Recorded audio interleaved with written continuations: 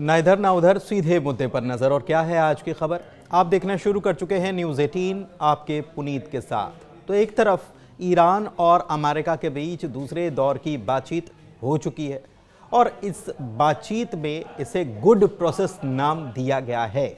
यानी कि अभी तक जो बातचीत चली है, पहले दौर की ओमान में और दूसरे दौर की बातचीत रोम में जो हुई है, ये अच्छी तरह से हो रही है और एक इसकी प्रगति जो है ये अच्छी है, इसलिए गुड प्रोसेस इसे नाम दिया गया है।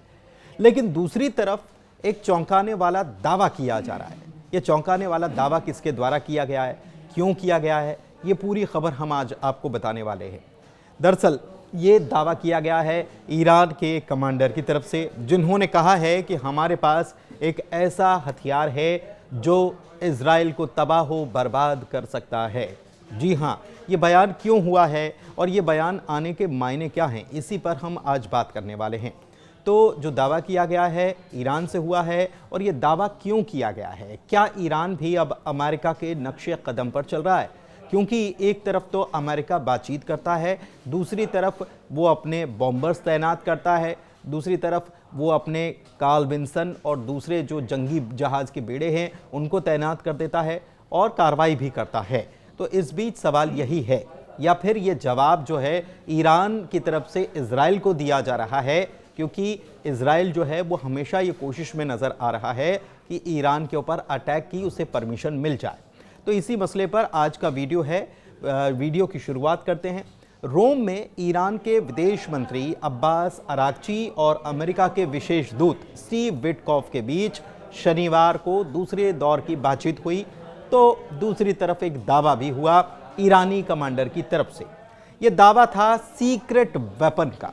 जी हाँ, ईरानी कमांडर ने यह दावा किया है कि इस्लामिक रिवॉल्यूशनरी गार्ड कॉर्प्स यानी कि IRGC के पास एक स्वदेशी अल्ट्रा सीक्रेट हथियार है जो आर्टिफिशियल इंटेलिजेंस से संचालित होता है।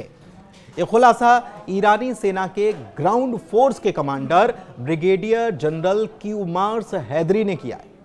यह दावा उस दौर में किया जा रहा है जब इजराइल लगातार अमेरिका को इस बात के लिए मनाने में जुटा हुआ है कि ईरान पर अटैक करने की उसे परमिशन मिल जाए।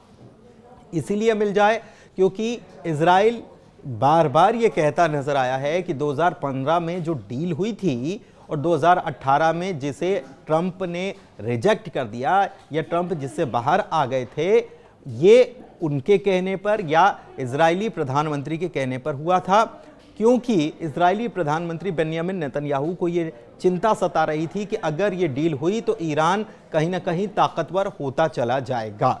और इसीलिए बेंजामिन नेतन्याहू जो हैं वो कोशिश यही कर रहे हैं कि इस डील के बदले एक नई डील हो जाए।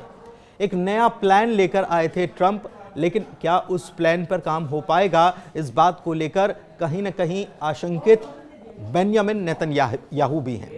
कहा तो यह भी गया कि एक प्लान जिस पर इजराइल पूरी तरह से काम कर चुका था, उसे अमेरिकी राष्ट्रपति ट्रंप ने ग्रीन सिग्नल देने से ही इनकार कर दिया था। इस प्लान में था क्या? इस प्लान में था कि इजराइल की तरफ से सैन्य कार्रवाई होती, ग्राउंड ऑपरेशन होता और फिर अमेरिकी बॉम्बर्स की तरफ से उसे कवर दिया जाता और इनके टारगेट पर होते ईरानी परमाणु फैसिलिटीज।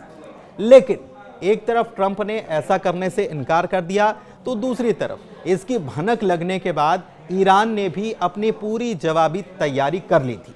लेकिन अब यह कहा जा रहा है कि इजराइल अमेरिका को इस बात के लिए मनाने में जुट गया है कि ईरान के परमाणु फैसिलिटीज पर सीमित सैन्य ऑपरेशन के लिए उसे ग्रीन सिग्नल मिल जाए। लेकिन इस बीच ईरानी कमांडर की तरफ से यह चौंकाने वाला दावा सामने आ गया। इस सीक्रेट हथियार के बारे में क्या बताया गया है, हम इसकी बात करने वाले हैं आगे। लेकिन यह कितना हाईली एडवांस सिस्टम है ये भी बताएंगे। उससे पहले एक अमेरिकी बयान की बात कर लेते हैं। दरअसल अमेरिका की तरफ से एक नई बात सामने आ गई है, जिसमें यह बताया गया कि ईरान प्लाज्मा हथियार विकसित कर सकता है। जी हां, परमाणु हथियार की बात नहीं है, ये प्लाज्मा हथियार की बात चल रही है। अब ये प्लाज्मा हथियार है क्या?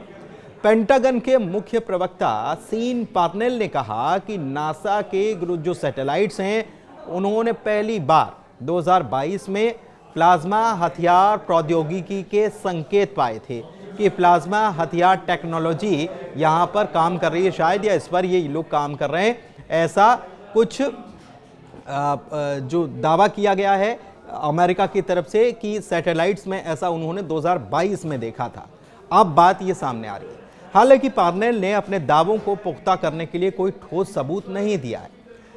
इस दावे के बाद ही AI powered ultra secret weapons का क्लेम ईरानी कमांडर ने किया है। ईरानी कमांडर ने यह दावा किया है कि इस्लामिक रिवॉल्यूशनरी गार्ड कॉर्प्स यानी आईआरजीसी के पास एक स्वदेशी यानी कि देश में ही तैयार हुआ अल्ट्रा सीक्रेट वेपन है जो आर्टिफिशियल इंटेलिजेंस से संचालित होता है। एक स्थानीय ईरानी चैनल को दिए गए इंटरव्यू में ब्रिगेडियर हैदरी ने हथियार की ताकत के बारे में बताया और बताया कि असाधारण है। हालांकि अभी भी इसे पारंपरिक हथियारों की कैटेगरी में ही रखा गया है, लेकिन इसकी ताकत उससे कहीं ज्यादा है, जो वक्त आएगा तो उससे दिख भी जाएगी।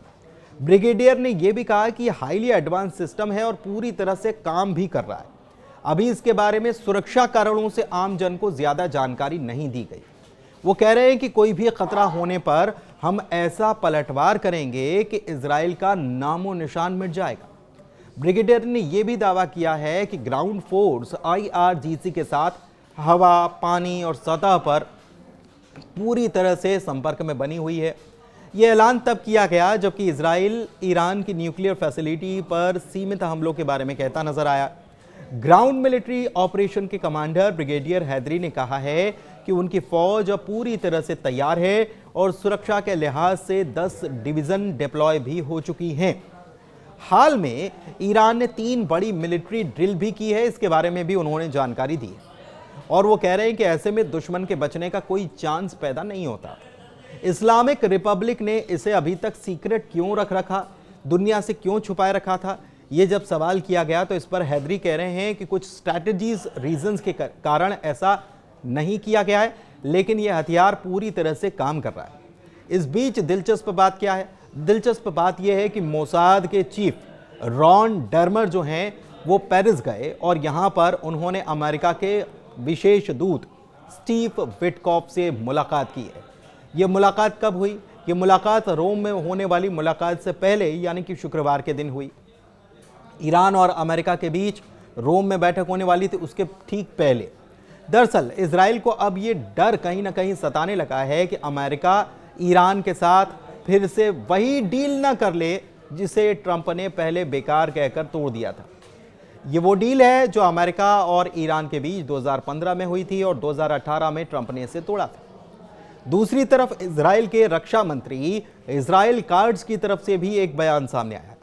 उन्होंने ये कहा है कि हमारी जिम्मेदारी और ऐतिहासिक ये कार्य है और इसे पूरा करने के लिए हम हर संभव प्रयास करेंगे। किसके बारे में कहा है उन्होंने? उसी डील के बारे में कि ईरान जो है किसी कीमत पर परमाणु संपन्न ना हो पाए। यानी कि इजराइल साफ कह चुका है कि हर हाल में ईरान को परमाणु हथियार बनाने से हम रोकेंगे और फिर चाहे इसके लिए इजराइल को कुछ भी क्यों न करना पड़े। एक इजरायली सूत्र ने द इकोनॉमिस्ट से कहा है कि ट्रंप ने नेतन्याहू को अमेरिका ईरान न्यूक्लियर डील पर बातचीत करने के दौरान कोई गड़बड़ी न करने की चेतावनी दी है। इजराइल ने दरअसल अक्टूबर में ईरानी मिसाइल के हमले के जवाब में उसके एयर डिफेंस नेटवर्क को तबाह कर दिया था, ऐसा दावा इजराइल करता है। एक इजरायली सैन्य अधिकारी ने यह भी कहा कि ईरान जो है इस वक्त बहुत ज्यादा कमजोर है। पहले नेतन्याहू ईरान के परमाणु ठिकानों पर हमले का आदेश देने से हिचक रहे थे, लेकिन अब ट्रंप को छोड़कर उनके पास पीछे हटने का कोई कारण नहीं है।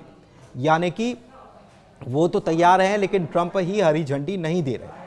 हालांकि ये भी कहा गया कि इससे पहले इजरायली प्रधानमंत्री ने सार्वजनिक तौर पर दूसरे अमेरिकी राष्ट्रपतियों की मर्जी के खिलाफ जाकर देश में लोकप्रियता हासिल की है। कैसे?